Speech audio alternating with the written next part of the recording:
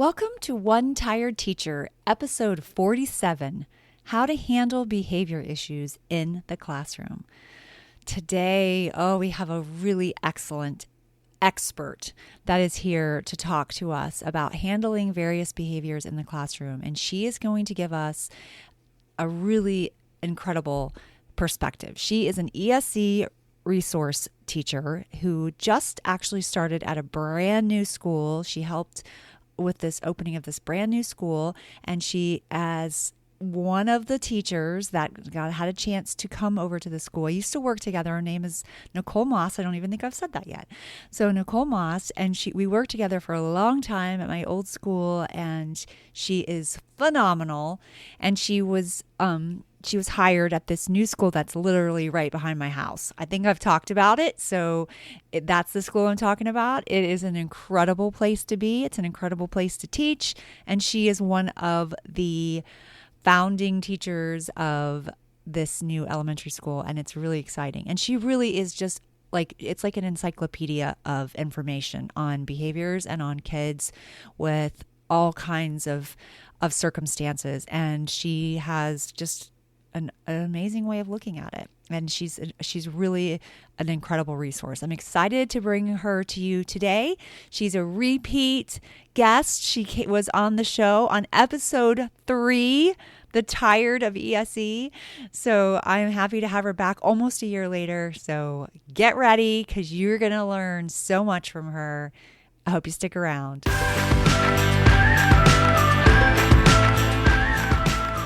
Welcome to One Tired Teacher. And even though she may need a nap, this teacher is ready to wake up and speak her truth about the trials and treasures of teaching. Here she is, wide awake. Wait, she's not asleep right now, is she? She is awake, right? Okay. From Trina Debery Teaching and Learning, your host, Trina Debery. So here we go. We're getting ready to hear from Nichole Maas, ESC resource teacher, just an incredible person. I adore her. I know I'm a little bit biased. We've been friends for a long time. I had her daughter in 2nd grade. She's like somebody very special in my life, but that doesn't change the fact that I admire her and respect her and think that she's truly amazing. So I'm excited about that. I do want to tell you the audio is a little echoey, and I'm sorry about that. We recorded together in the same room, and sharing a mic between two people sometimes can be kind of difficult. So I hope you can forgive the quality of the audio. It's a little bit off, but hopefully you get the value that I know is there. Let's get started. So I'm so happy to have my very good friend and expert ESE teacher, Nichole Maas, back on the show. She was on in the very beginning, I think it was episode 2. And she's really just unbelievable. And as I have jumped back into education, I realize even more how amazing you are. Thank you. I mean, I'm serious. There's so many times during the day that I'm like, I gotta talk to Nichole. I gotta talk to Nichole. Gosh, I don't know how I'm gonna make it without you. Aw, thank you. That's very nice. Well, it's very true. So welcome back. Thank you. I'm excited to be here. This is something I'm passionate about, so it'll be easier for me to talk. Yeah, that's good. Yeah, we're going to talk about behavior and building rapport and classroom management types of things, because as I've told you, I am the student support specialist, and I feel like I might be dying. For real. I'm nonstop called. I'm literally, I sit down, they call me again. I go, I deal with it, I come back, I sit down, they call me again. It's like that all day long. Yeah. Today, I ate with a kid just because I kept him in the office longer than he should have been. Because I was so happy to eat. Right, and that you just needed a break. And he wanted the lights turned really dim in the office. Yeah, and he wanted to shut my blinds, and I was like, yes. Yeah. Thank goodness. Yes. He knew he was on sensory overload, probably. Yes. And that's why he wanted those things. So, and he doesn't know that actually about himself yet, but he will. When he senses, when someone's asking you to turn the lights down or want the blinds closed, they may not be able to articulate the fact that they need quiet or darkness, but that's where they're going with it. Yeah. So. I think that's really good too. Those are some things that I think I know, instinctively, but, you just saying that out loud, I'm like, I knew it at the time that he needed it, and so did I, but, but that's something that I want to work on with them understanding that about themselves too. Yes, and really, his teachers should be building that in him also within the classroom, and giving him ways to learn that if he can control some of those outside factors, like if it's too bright or if it's too loud, then it'll stop some of those negative behaviors. But that has to be fostered in the classroom. Absolutely. So what would be some things that you would say to a teacher to help foster that? Because let me back up for a second. I have someone that I actually, another student that I think has some sensory issues, and the teacher was like, that's just an excuse. And I really don't feel like it's just an excuse. I really feel like, first of all, how many children do you really think this impacts? Oh, tons of children. And and when I say that, I don't mean that they necessarily have some sort of special diagnosis that's going to say that they have a sensory processing disorder or anything like that. But kids are affected by their environment just on a regular basis. I think, I don't know, I mean, I would have to say more than 50%. Yeah, that's what I was going to say. More I would than have said 50%. That too. And they don't, I don't know why. I don't know why things like light and sound and extraneous movement, or even things like the way a space is set up, affects kids so much now. But it does. It really does. And so what I would say to a teacher, it's hard because you don't, in order to kind of prove that a kid has those issues, well, first of all, it sounds like that particular student might be having failures right now in the classroom. So I think what I would say to a teacher is you need to set your classroom up with a space to show these kids how having things like fidget toys or beanbag chairs or stress balls, how those things really can be used as tools and not toys. Because in my classroom with my resource kids, that's the very first conversation I have with them, is we have this great basket of stuff, but this stuff isn't for us to play with. We use them to help us learn or to help us calm down, but it's a teaching moment. You can't just throw a space together and say a kid's going to use a sensory area, because they're not going to know how.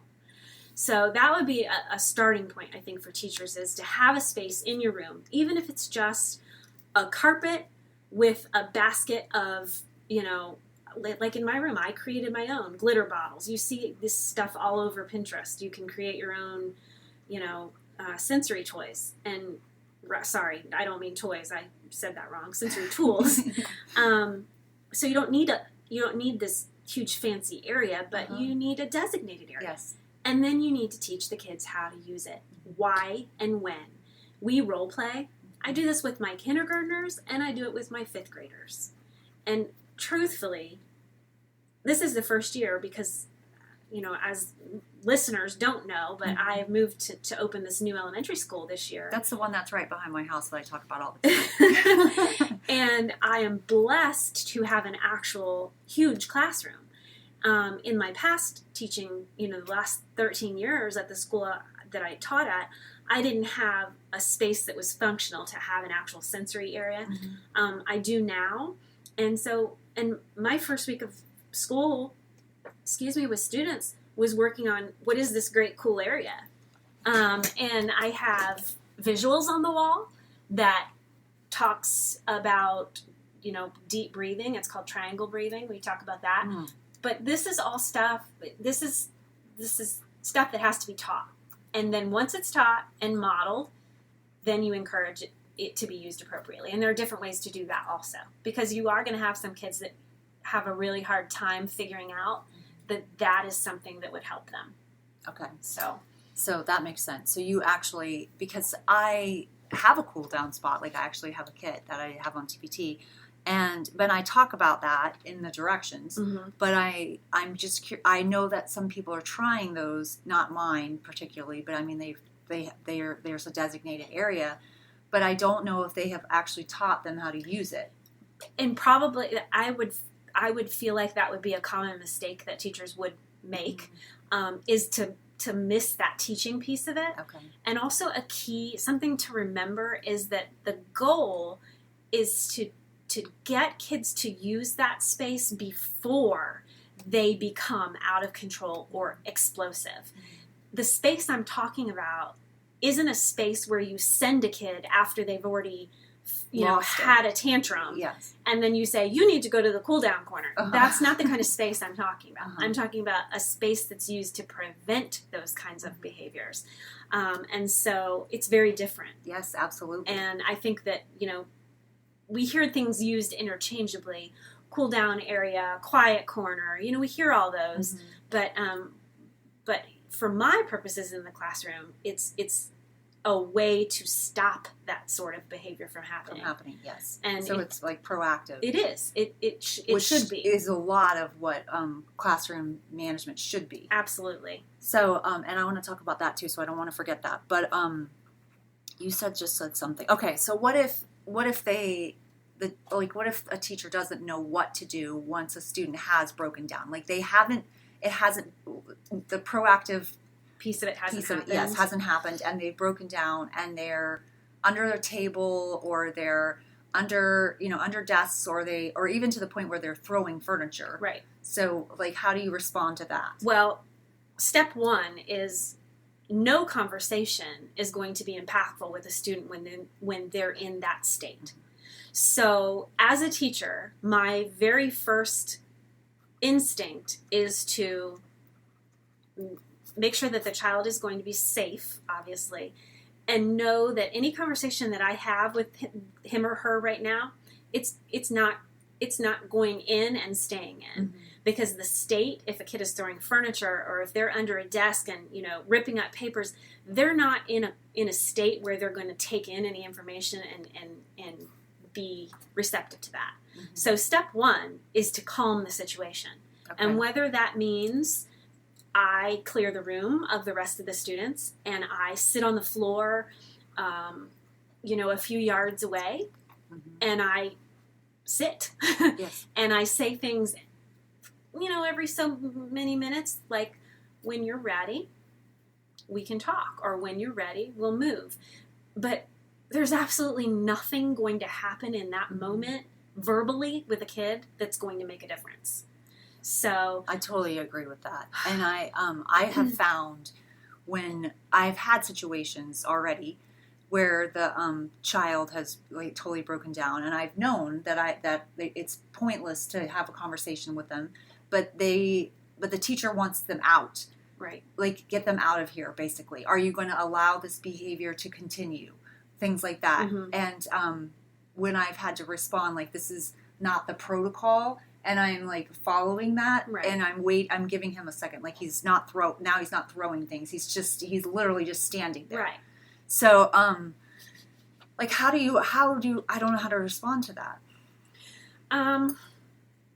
Are you talking specifically about how when a teacher wants a kiddo just out of the room? Well, they've actually like dumped things and thrown things and were throwing stools. Yes. So, I mean, it's hard because there's so many things that I think probably that I do automatically, just because I've been doing it for so long. But in that specific instance, let's take a scenario of maybe a second or third grade student, and they're in a classroom and they've just dumped over a desk and ripped up 100 different papers or threw crayons all over the place.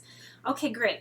So step one is not to stand over them and say, you need to pick up this desk. We're going to clean up these crayons. No, that's not step one. Step one is get them to a calmer state. Don't touch the mess they made, because they're going to come back and clean it up. That's going to be part of the follow-up for the behavior. And that if a teacher is concerned about accountability, in other words, we want to make sure this kid is accountable for his behavior, because that's often the feeling that teachers have, and it's valid, and I get that. Then that should help with that. So you look at the teacher as somebody coming into a situation where a kid is having that behavior, and I'm the one that needs to take him out. I look at the teacher and say, just leave that right there where it is, and Johnny and I are gonna head out the door, and we'll be back to deal with that later. And then I take Johnny and I get him calm, Perhaps I do, depending on the level of the kiddo, maybe some role play with how we could have done things differently, in terms of, okay, I'm really angry. I'm going to act, Johnny. I'm going to show you what I do when I'm really angry. And, just kind of role play is huge, especially with younger kids. Yes, this was actually a kindergartner. Oh, so yeah, then absolutely. No, a role play. I don't know why, for some reason, that's not an instant one that comes to my mind, and so that definitely needs to be right. So, and then I would role play different scenarios, different responses. Excuse me, and then most definitely, when Johnny's calm and he and I have worked through, okay, why did this happen? And with different kids at different levels, whether it be cognitive level or grade level, you're going to kind of get a sense for how much they are able to understand and how much you're going to be able to kind of talk them through it. I think you have to have a sense about that. But then follow up. Okay, Johnny's calm. He's been with me. All right. So now we're going to go back and we're going to clean up the mess that you made. And what do you think would be a good way to tell your teacher that you feel bad about doing this? What could we say to her when we go in the room? It's all about rapport and trust with kids. And if they're going back, if you're going to take them back into a classroom where they're going to be met with, you should be ashamed that you did this, or I can't believe that you acted like that, it's not going to solve the problem. Yeah. But if they could be met with, well, thank you, I appreciate the fact that you're coming back to clean up this mess that you made. Tell me what what can I do next time to help you before it gets to this? So, and it has to be so individualized. No, you're right. It does, because I think that in that case, that would have actually helped. But it would also have helped. I could have done definitely a better job of role playing with the student. I mean, I did make him follow up. There was a follow up, and that's important. Follow up. But I'll tell you, he cleaned it up. Like he did it. And I'll tell you, to be honest, going back to the role playing part, I've been a teacher for a really long time. I still hate role playing. It's just not my thing. I don't like it, but I do it because it's very effective.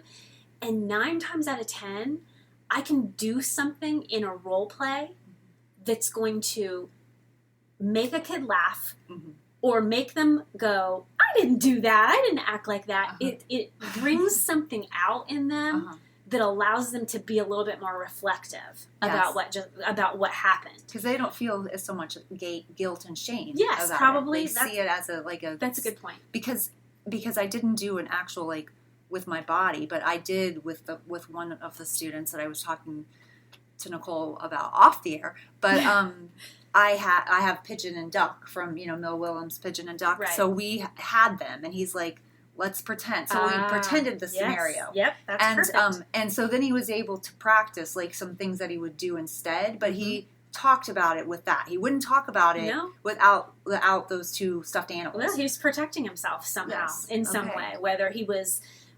embarrassed or whether he was unsure. Somehow those 2 stuffed animals allowed him to work through it, which, why not? I mean, why not use something like that? But honestly, in behavior... It was an accident, though. I don't think I did it in a smart way. I don't mean to say that, because I definitely didn't do it on purpose. It just ended up working out that way. And a lot of the best behavior stuff does happen on accident. Okay. Because you don't know what direction the kid is going to take it ultimately. So talk about needing to be on your toes. I mean, you've got to be ready. Absolutely. And for it to go in any direction. So it's big, but I will probably say it another 20 times before I'm done talking tonight. But building rapport and having some sort of relationship is absolutely, you have to have it. That's what I want to talk about, because I totally agree. Because I think you don't have a chance. You don't. I've got kids. I've got currently right now a little boy who's in 1st grade who I worked with all through kindergarten. Excuse me. And if I didn't have a rapport with him, if I didn't know that he loves soccer.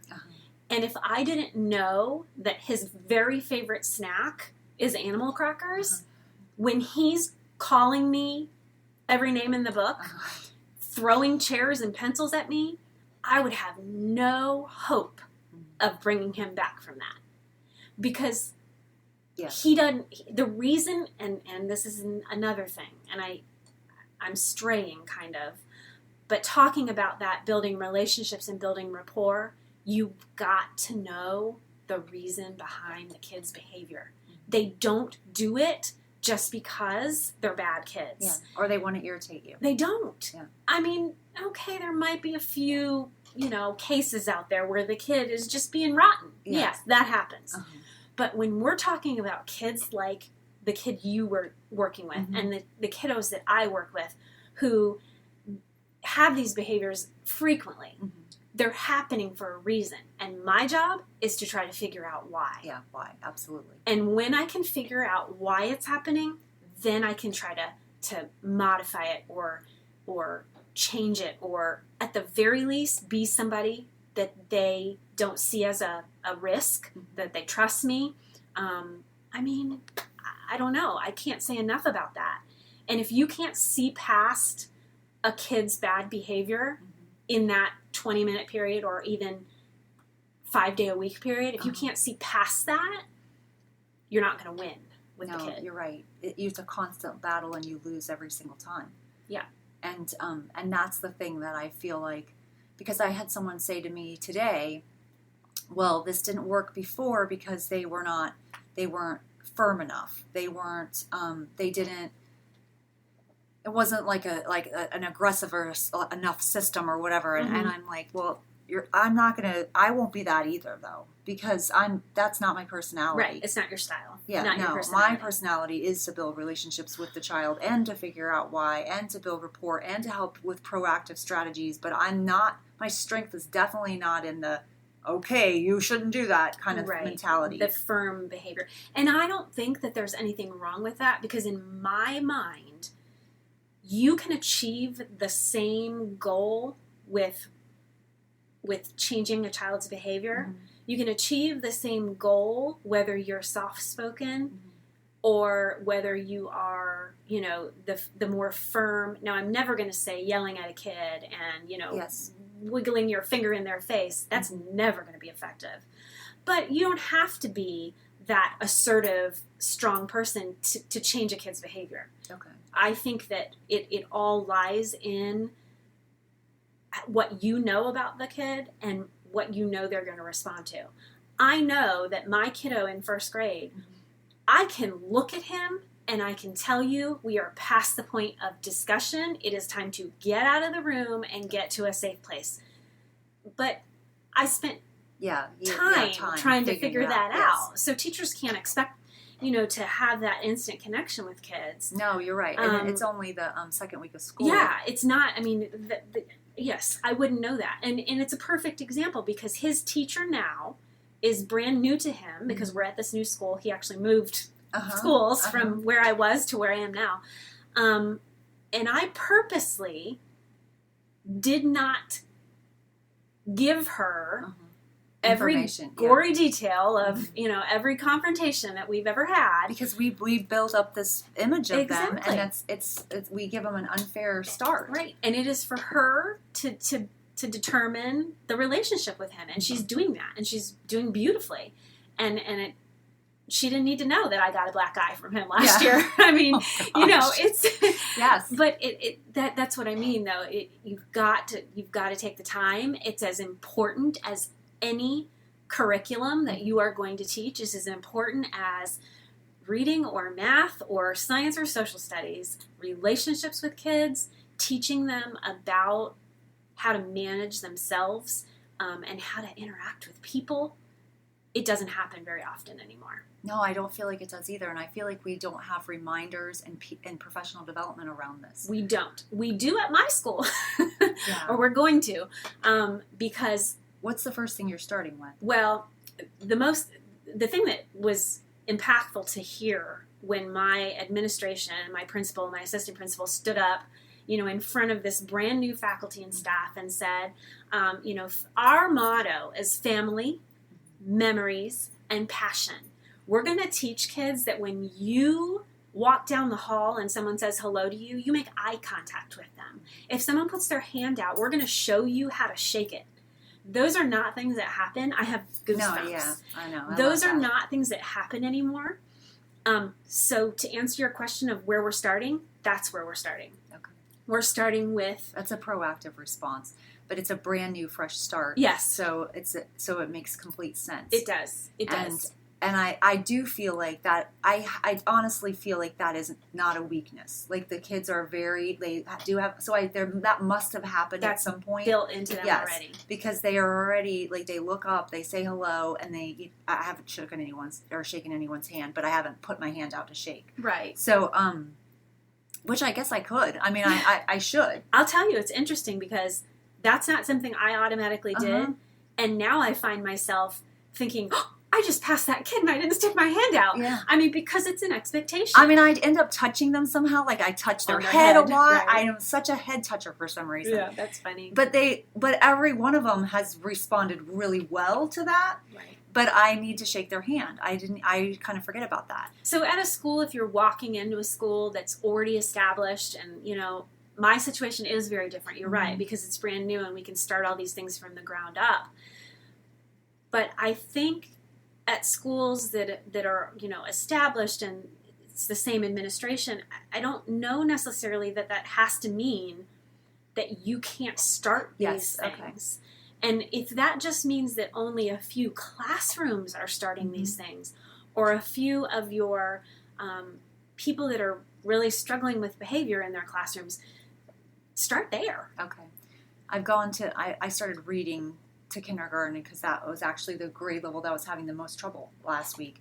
And so I'm like, can I come in and so they can meet me in a different light? So it's not in I'm responding. Discipline. Yes. Right. So I taught them the quiet signal, and I gave them 2 different ones or whatever, and I read them a story and I introduced myself or whatever. They were so adorable. They're so stinking cute. What you just said about them seeing you in a different light, that's building rapport. You don't want them to see you as the woman that's going to come in and drag them out of the classroom because they've been misbehaving. Are you going to hold them accountable and help them change their behaviors? Yes, but they also need to see that you're there to teach them other things too. So what you just said is the same thing. It's building rapport with kids. Goes back to the same thing. I think it's really important because then, I mean, even when I had to correct someone in the cafeteria after I had read they're like, I know you, and they responded. Right. So it didn't become a big deal. All right. So I know that you don't have a lot of time, but there's one thing that I definitely want to know. Okay. So building the interest survey. Talk about that. And I also want to talk about when kids, when they won't follow directions, like at all. Okay. Like I want to talk about that too. Cause I need that help. So the interest survey, talk about that first. Yeah. I do interest inventories with kiddos that have regular behavior difficulties. Kids that I know that are going to always be the ones that I'm seeing because they're misbehaving. So my first step is I have just a list of questions and they're everywhere. You can Google interest inventory and find 100 different things. I just created my own because I was kind of guiding what I wanted to know. I don't care what their favorite video game is. I mean, yeah, that's great, but that doesn't help me. I'm looking for things that are going to help me in a school environment that don't cost a lot of money, that aren't necessarily, no, I'm not advocating for handing a kid a candy bar, but things that are going to mean something to the kid. Yes. Because I can throw stuff to reward a kid all day long, but if it doesn't mean anything, then it's not going to do me any good. Yeah. So interest inventory, find out who they like on your campus. Who's somebody that they would love to spend 10 minutes with in the morning just chatting? Who's somebody that, they would love to have lunch with? Yeah. I mean, those are things, they're free and they're meaningful. So I do the interest inventory, and then I use those things to build my system, my behavior management system. Describe that.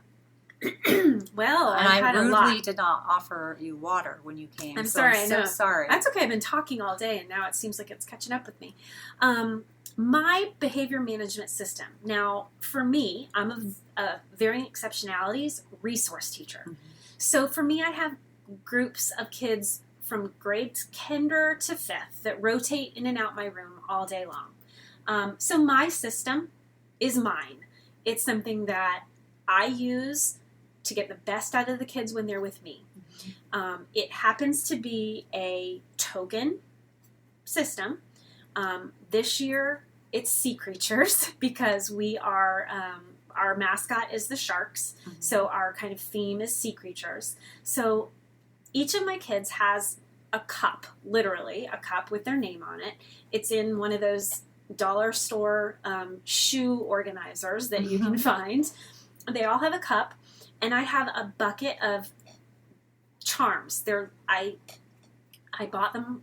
I don't even remember where I bought them, but it's a clear bucket of charms, and they're all sea theme related.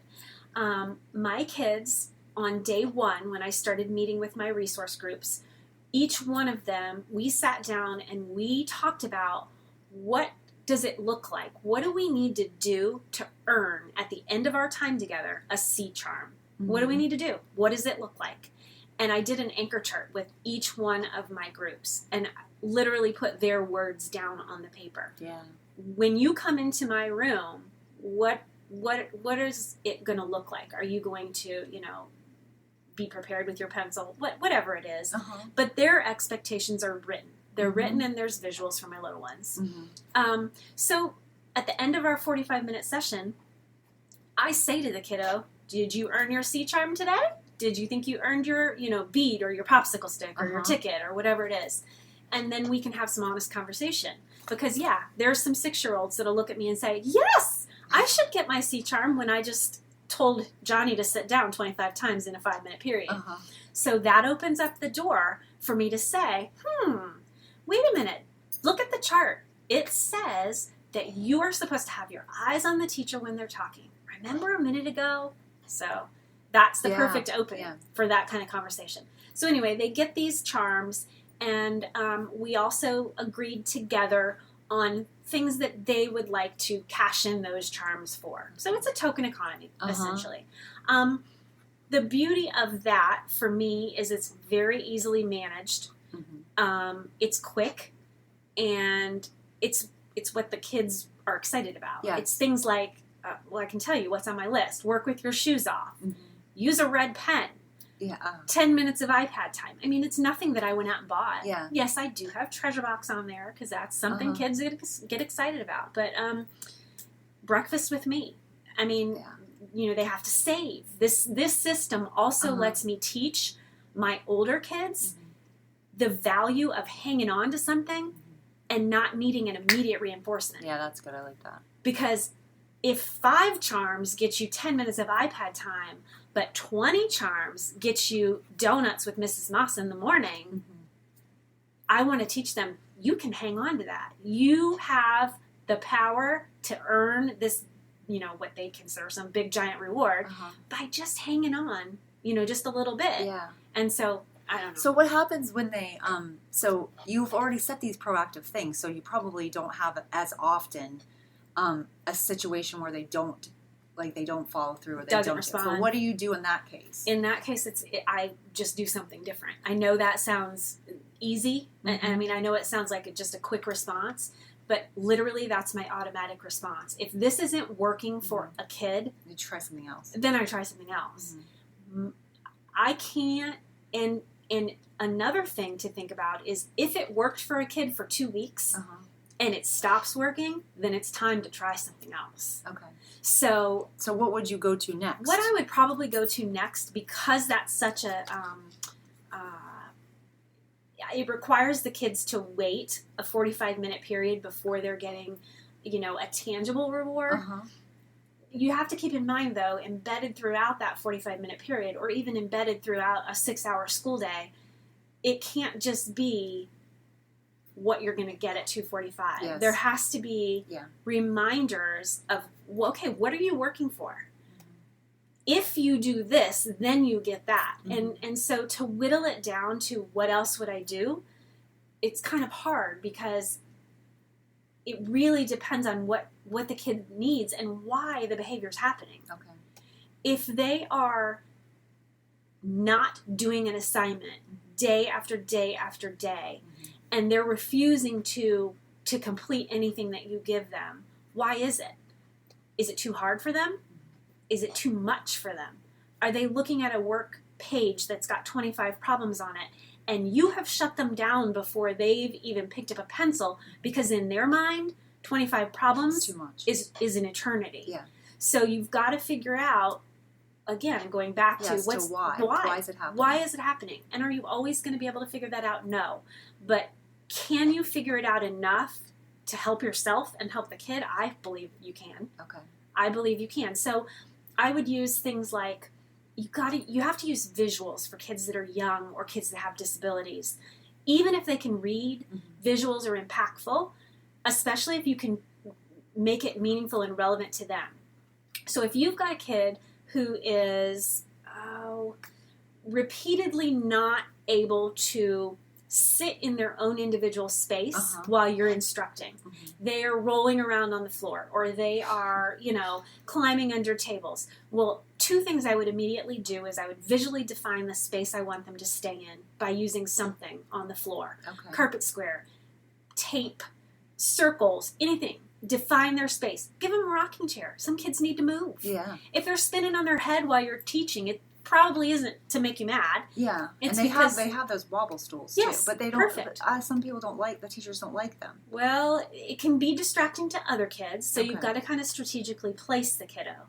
But So I visually, would visually identify their space okay. for them. Make sure they understand that this is where their body needs to stay. I would take a picture of them looking exactly how I want them to look. Okay. So I sit little Johnny on the carpet, and he does his very best crisscross applesauce, and I take a picture of it.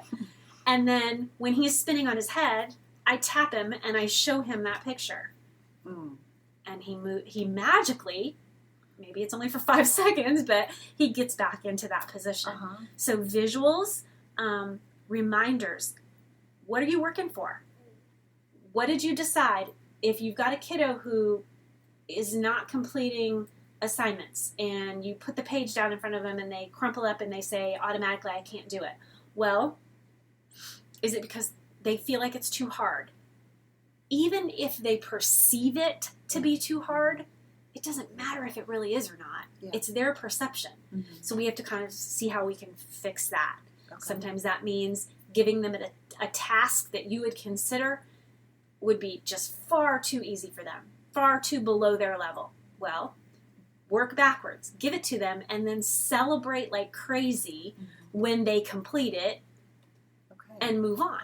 That makes So- that's great. It's- I think that's so helpful, because then you're building their confidence. Yes. And then you're continuing to go from there. Yeah, because and sometimes I think it's hard to like realize that the perception, like we don't look at that. We're like, oh no, he can do that. Right. We know he can do that. right. But if he perceives it as being too difficult, then It it doesn't matter. No, it doesn't matter. It doesn't matter what we think. We could tell a kid all day long, you're capable of this, you can do this. If in their mind they think they can't, you can't crawl in their head and change No, that. You're right. So you've got to figure out a way to make them feel better about themselves, make them feel successful. If that means that, they add single digit numbers, then so be it. You slap a sticker on there and do a dance, and then maybe in a week you can give them, double digit. I don't know. The gist of it is what you said. No. You build their confidence. You have to take something that is non-existent or that's been extinguished somewhere and kind of rebuild it. For those kids that are task avoiders or Yes. resistant to, completing things, consider not giving them an entire assignment. Consider cutting it in half. Literally cutting it in half. Take the paper, cut it in half. Guess what? This is what I want you to do. And what are you going to earn when you complete it? You're going to earn a sticker or 5 minutes to, talk with me at the end of the day. I don't know.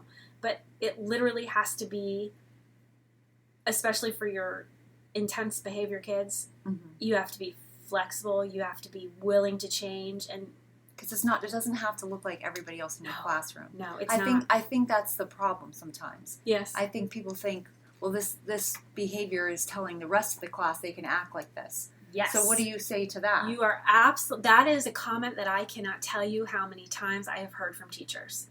And I don't know if any of the people out there listening have ever seen, there's a little cartoon of 3 people standing on stools. Mm-hmm. And it basically, that's what I say to them. Yeah. I am doing something to level the playing field for this kid. I'm not giving them special treatment. I'm not giving them anything extraordinary. I'm giving them what they need. Mm-hmm. And if I had a diabetic, I would give them insulin if they needed it. Yeah.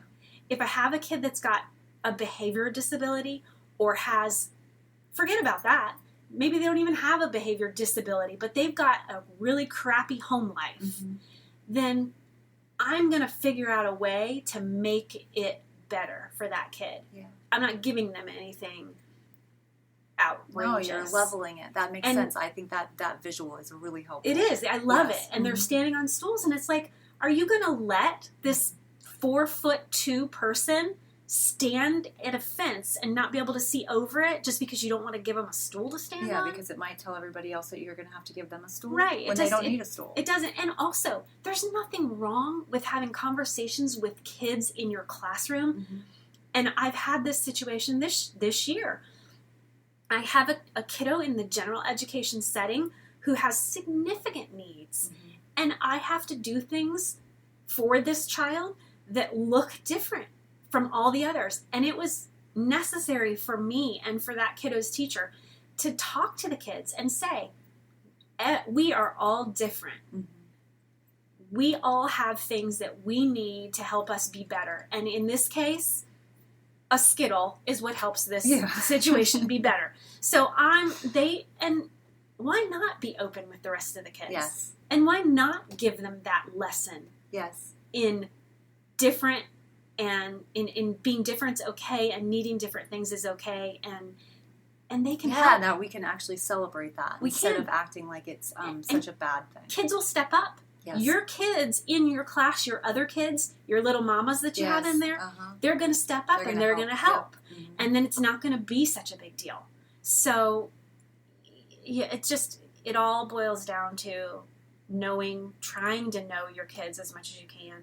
And like I said, it's helped me win in a lot of situations just by knowing that, sometimes dinner time is rough for a kiddo, so that next morning is going to be rough. I mean, it's just things like that goes a long way. No, you're right. That actually makes a huge difference, because then you can proactively respond. You can be there when they get there and happy to see them. And and I tell my parents too. I mean, and yes, I work with a special needs population, but if I'm also general education certified teacher, and if I walked into a general education classroom, I would say this same thing to my parents. If you have, your cat dies, or, grandma has moved in all of a sudden, tell me. Send me an email and tell me this, because, I wonder why little Johnny has been ripping up his papers.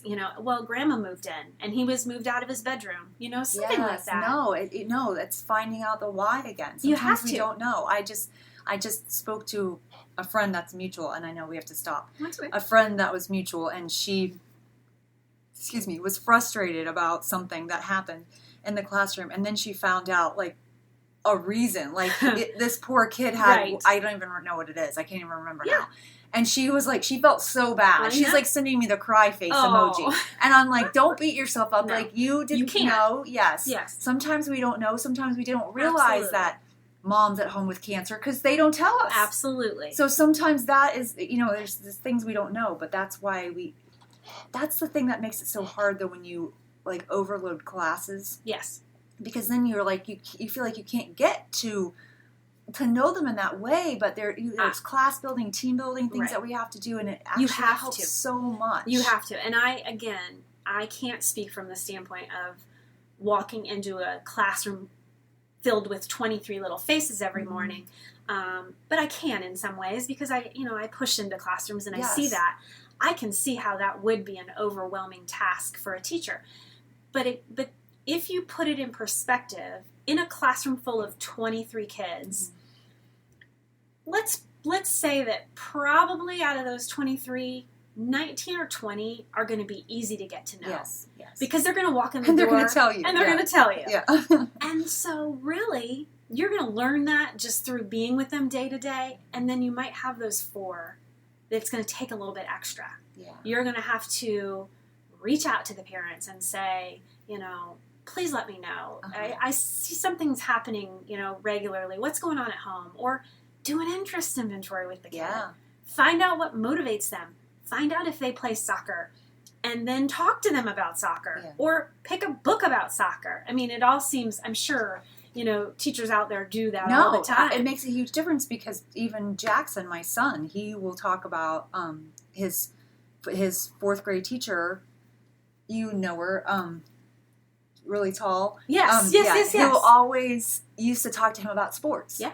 And she found something that he cared about. And she came to him when it was fantasy football time. And she's like, I need your help, Jackson. And he talks about her. He remembers that because of that. It made such an impact on him. I have no doubt. I believe that. There have been many times when I have had to seek out information about a topic just so that I could connect with a kid. Yes. I'm like, please tell me what happened on the TV last night with that football team because I need to know to talk to my little friend when he gets here the next day. So there's power behind that. There really is. Yeah. And I think you said something that I think was like a natural thing too, like almost a teacher making an accommodation for themselves. If you look at it as 23 kids that you have to get to know, it's overwhelming. Right. But if you take a couple of kids at a time and you focus on them, then you've basically done what we just said, cut the thing in half. I think so. Yeah, I think so. And you will. I mean, I can guarantee I